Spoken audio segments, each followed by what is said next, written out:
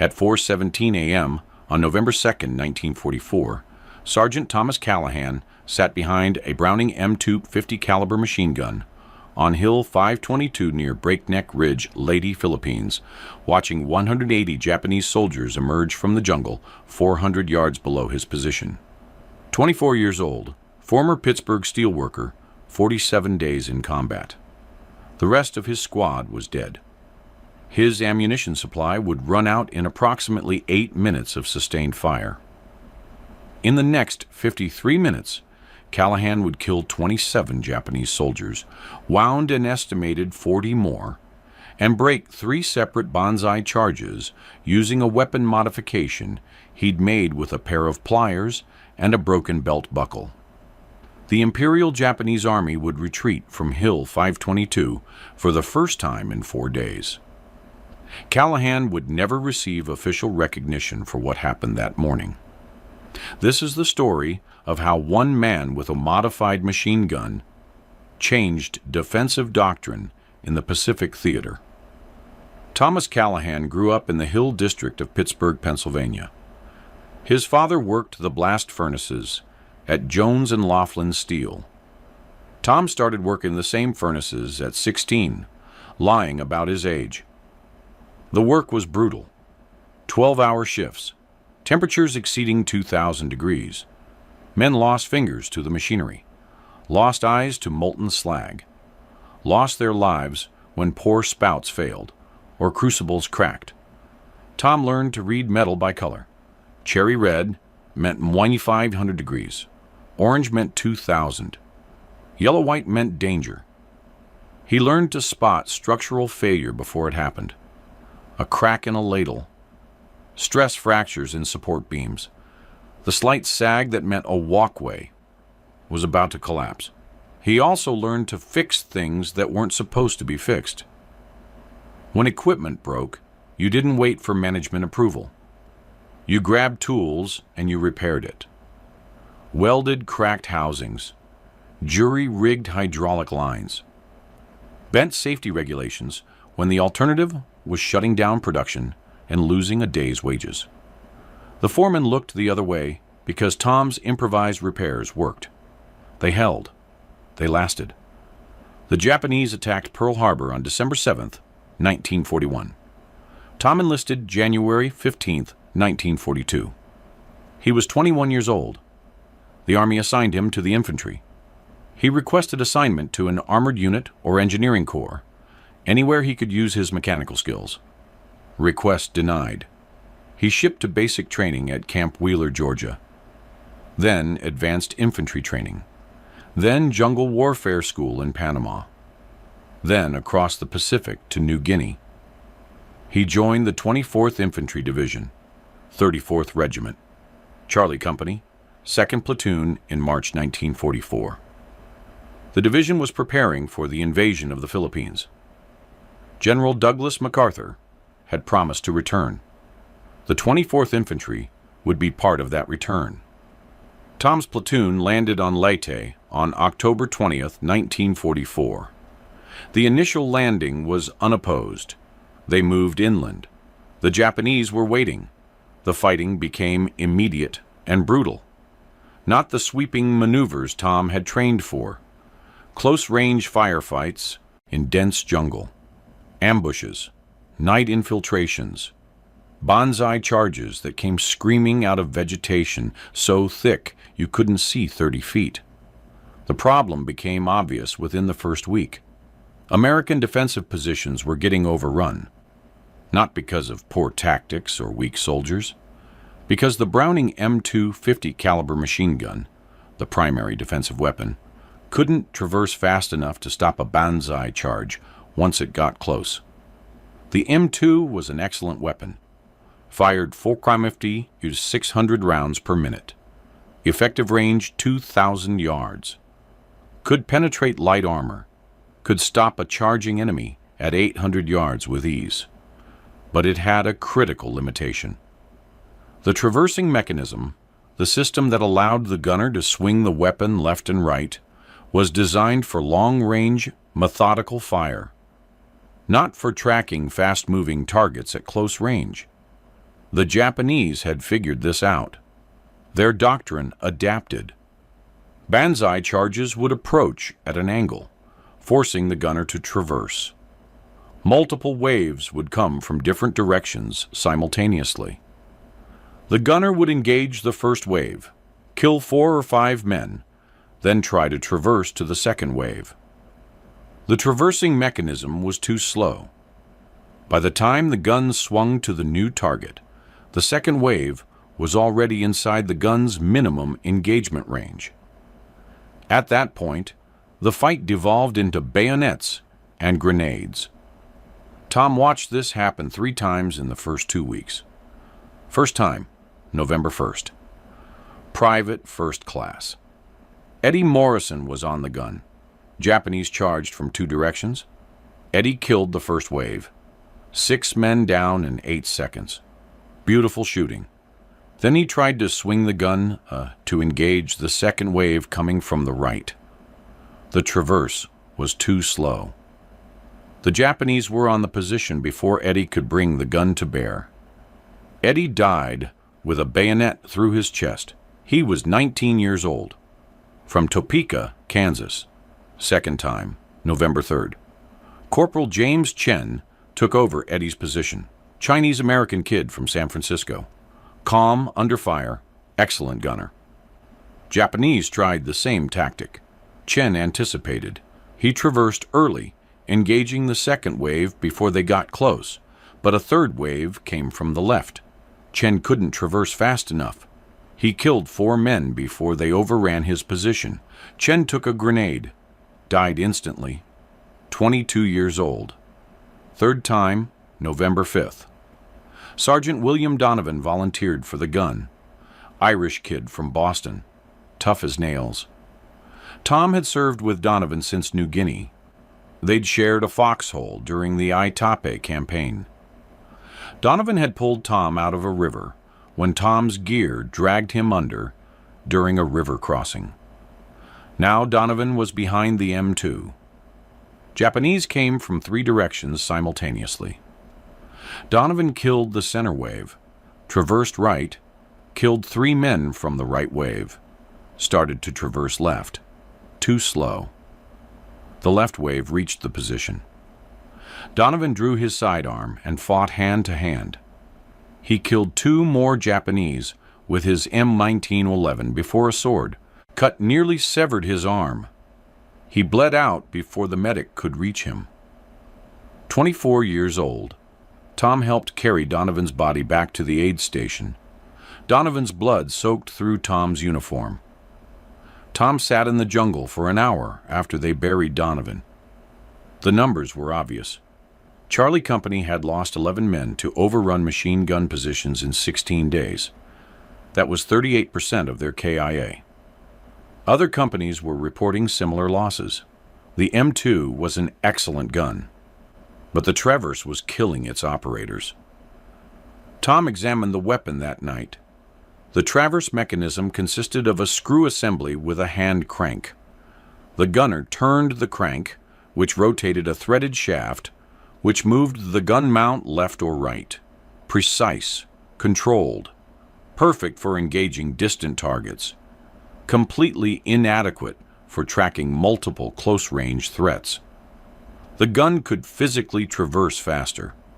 The mounting hardware allowed it. The limitation was the screw mechanism. Too much mechanical advantage in the wrong direction. It took 12 full rotations of the hand crank to swing the gun 90 degrees. In combat, that was 4 seconds. 4 seconds was enough time for a charging soldier to cover 40 yards.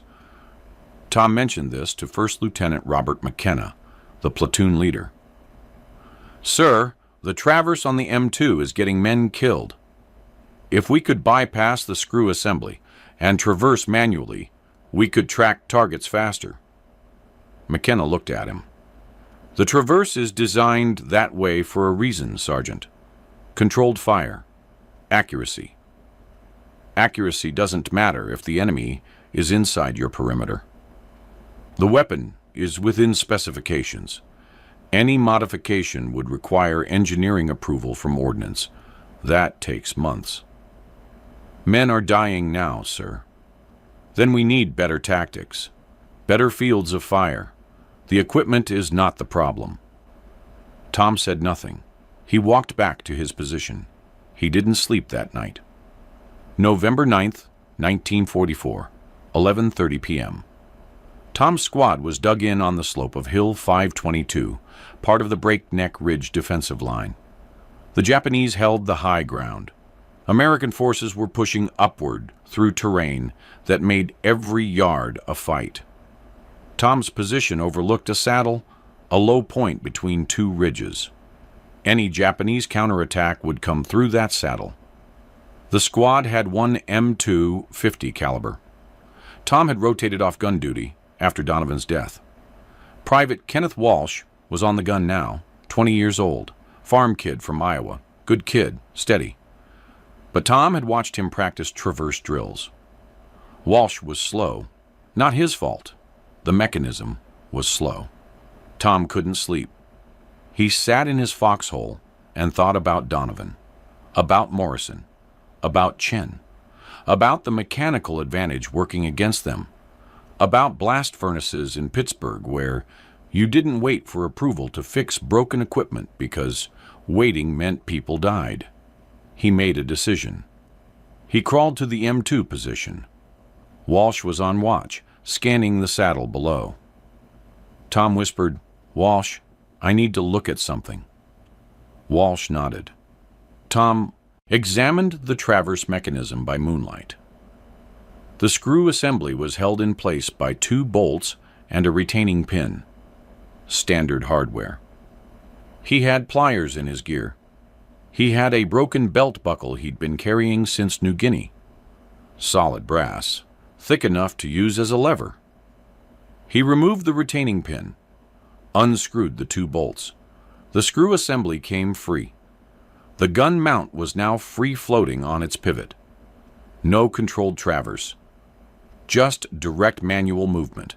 Tom tested it. He gripped the gun's spade handles and swung it left. Fast. Smooth. Instant response. He swung it right. Same thing. The gun could now traverse 180 degrees in under 1 second. But there was a problem. Without the screw assembly, there was no resistance. The gun would swing freely. In combat, recoil would throw the aim off. The gunner needed some friction to maintain control. Tom used the brass belt buckle. He wedged it between the mounting bracket and the pivot housing. Not tight enough to restrict movement. Just enough to create drag.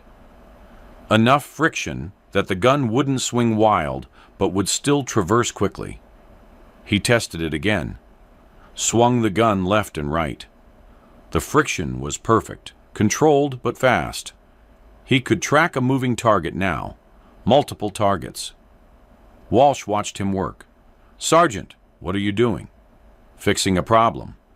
"Isn't that against regulations?" "Probably. Don't tell McKenna." Tom reinstalled the screw assembly loosely, so it wouldn't be obvious. If someone inspected the gun casually, it would look normal. But if a gunner needed fast traverse, they could disengage the screw and use manual traverse. Tom showed Walsh how to do it. If they come at you from multiple directions, pull this pin, swing free. Understand? Walsh nodded. "This could get you court-martialed." "Yeah. So could getting my squad killed because I didn't act."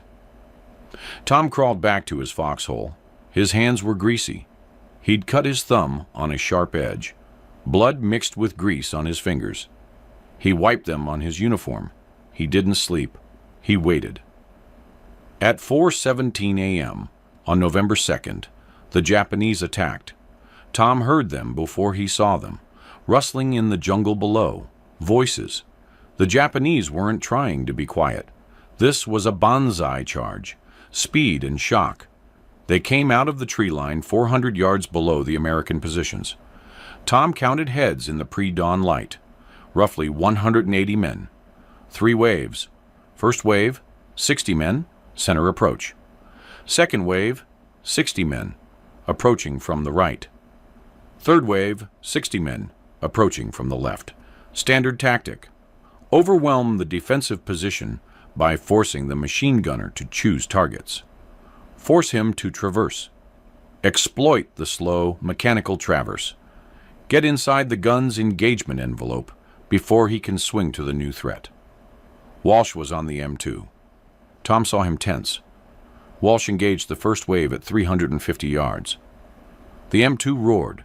Tracers arced downhill. Men fell. Walsh was good. Controlled bursts. 3-round bursts. 4-round bursts. Conserving ammunition? The first wave took casualties. 8 men down. 10. 12. The second wave was closing from the right. 200 yards now. Walsh started to traverse, using the screw mechanism. Too slow. Tom watched the hand crank turn. 1 rotation. 2. 3. The gun was moving, but the Japanese were moving faster. 150 yards. 100 yards. Tom grabbed his rifle and ran to Walsh's position. Pull the pin. Free traverse. Walsh hesitated for half a second. Then he pulled the retaining pin. The screw assembly disengaged. Walsh gripped the spade handles and swung the gun right. Fast. The barrel came around in one smooth motion. Walsh opened fire on the second wave at 80 yards. Point-blank range for the M2. The heavy .50 caliber rounds tore through the charging soldiers. Bodies jerked, fell. The second wave faltered, but the third wave was coming from the left. 120 yards and closing. Walsh swung the gun left. No hesitation, no slow traverse, just immediate response. The gun came around. Walsh fired. The third wave took fire at 100 yards. Men fell. The charge broke. The survivors scattered back into the jungle. The entire engagement lasted 90 seconds. The Japanese left 27 dead on the slope. Estimated 40 wounded based on blood trails. 3 separate waves broken by 1 machine gun. 0 American casualties. Walsh looked at Tom. His hands were shaking. That worked. Tom nodded. Yeah. The squad gathered around the M2. They examined the modification. Private Dale Hutchison, a farm kid from Nebraska, asked the obvious question. How did you know to do that? Steel mill. When something's not working, you fix it. You're going to catch hell for modifying Army equipment. Maybe, or maybe we just stopped losing gunners. The sun came up. Lieutenant McKenna walked the line, checking positions. He reached Tom's position and saw the bodies on the slope below. 27 dead. He looked at Walsh. Good shooting, Private. Thank you, sir. McKenna looked at the M2. He didn't notice anything wrong. Tom said nothing. McKenna moved on. By 0800 hours, the story had spread through Charlie Company. Walsh had broken 3 waves with fast traverse. Other gunners heard about it. They asked Walsh how he'd done it. Walsh explained the modification quietly. By early 900, 3 other M2s in the company had the same modification. Retaining pins removed.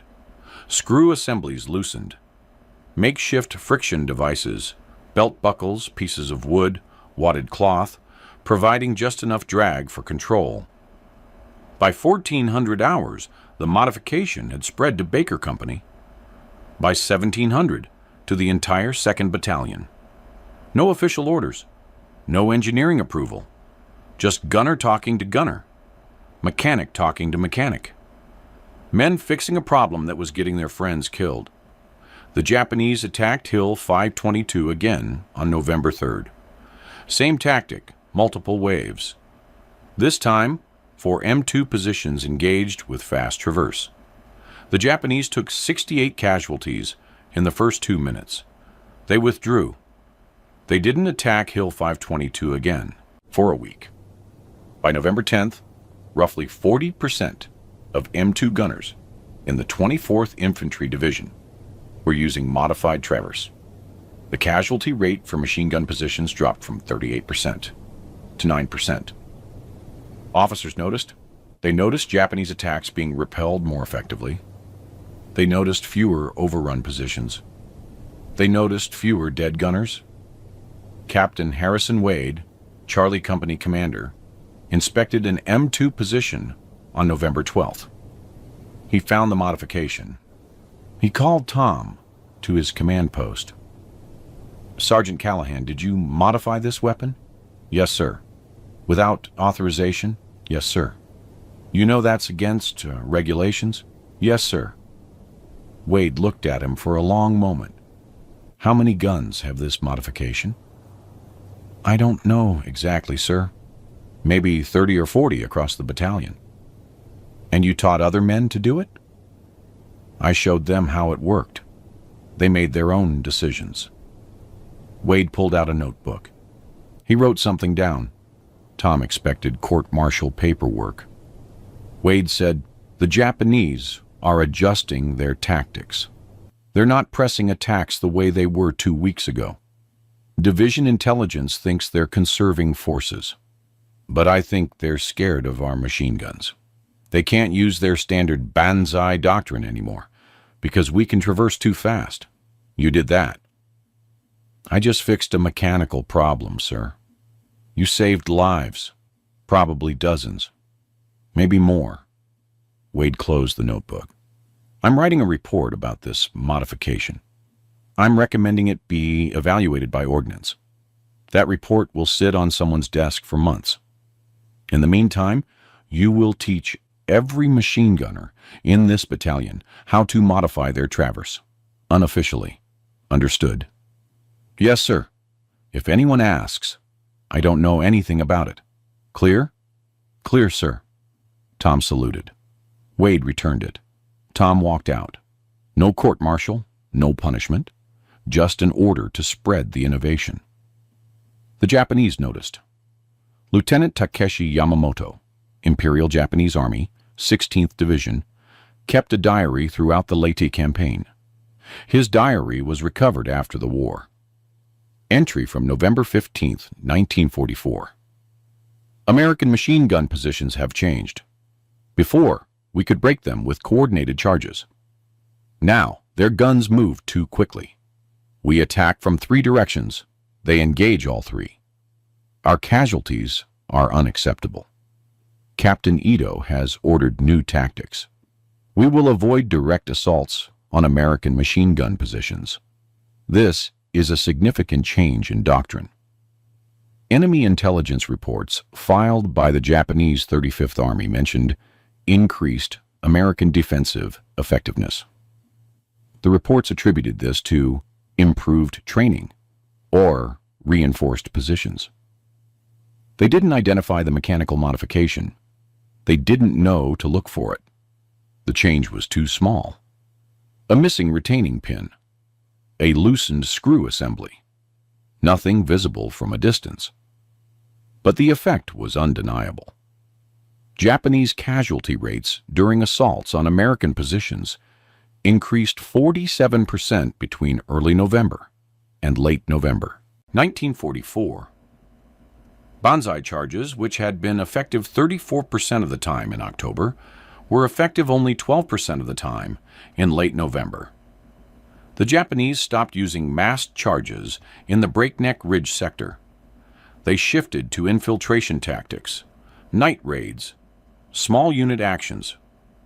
American commanders noticed this shift. They attributed it to Japanese supply problems or declining morale. Some attributed it to American artillery. Nobody officially connected it to machine gun traverse modifications. Because officially, those modifications didn't exist. By December 1944, the modification had spread beyond the 24th Infantry Division. Gunners from other units saw it during joint operations. They asked questions. They learned the technique. They modified their own guns. The 1st Cavalry Division adopted it, the 7th Infantry Division. By January 1945, an estimated 60 to 70% of M2 machine guns in the Philippines had some form of fast traverse modification. Army Ordnance finally took notice in February 1945. A formal inspection of weapons in the 24th Infantry found unauthorized modifications to traversing mechanisms. A report was filed. An investigation was opened. Engineers were dispatched to examine the modifications. The engineering report concluded, modification allows for rapid traverse at the expense of fine adjustment capability. While this deviates from design specifications, field testing demonstrates significant tactical advantage in close-range defensive scenarios. Recommend controlled implementation with training protocols. The report sat on desks. It was routed through channels. It reached the War Department in April 1945. By then, the war in Europe was ending. Resources were focused on the planned invasion of Japan. Nobody had time to redesign machine gun mounts. But a training directive was issued quietly in May 1945. It authorized field expedient traverse modifications for close-range defensive operations. It didn't mention Tom Callahan. It didn't mention Hill 522. It simply acknowledged that soldiers in the field had found a better way. Tom never saw that directive. He was on Luzon by then, fighting through the Sierra Madre Mountains. He trained new gunners when replacements arrived, showed them the fast traverse technique. Never mentioned it was his innovation. Just said, this is how we do it. The war ended August 15, 1945. Tom was in Manila. He'd survived Leyte, Luzon, and 14 months of continuous combat. He was 25 years old.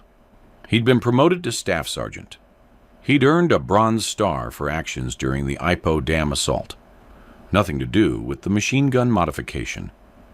Just leading his squad under fire. He shipped home in October 1945. Landed in San Francisco. Took a train to Pittsburgh. His father met him at the station. They didn't talk much. They never did. Tom went back to work at Jones and Laughlin Steel 2 weeks later. Same blast furnaces. Same 12-hour shifts. Same brutal work. He married a girl from the neighborhood. Mary Catherine O'Brien, nurse at Mercy Hospital. They had 3 kids. Tom worked the steel mills for 32 years. He retired in 1977 when the mills started shutting down. He took a job at a hardware store. He liked helping people fix things. He attended 24th Infantry Division reunions twice, 1965 and 1978. He saw some of the men he'd served with. They talked about Lady, about Hill 522, about the fast traverse modification that had spread through the division. Nobody called it Callahan's modification. Most men didn't even know where it had started. It was just something everyone did. Dale Hutchison, the farm kid from Nebraska, who'd been in Tom's squad, approached him at the 1978 reunion. Dale had gone to agricultural college after the war, become a successful farmer in Iowa. Tom, I've been thinking about Hill 5.2, about that morning when Walsh broke those 3 charges. You saved my life that day. Probably saved a lot of lives. Tom shrugged. Just fixed a mechanical problem. It was more than that. You saw what needed to change, and you changed it. Officers wouldn't listen, so you did it anyway. That took guts. It took pliers and a belt buckle. Dale laughed. Most innovations do. Tom died March 14th, 1996.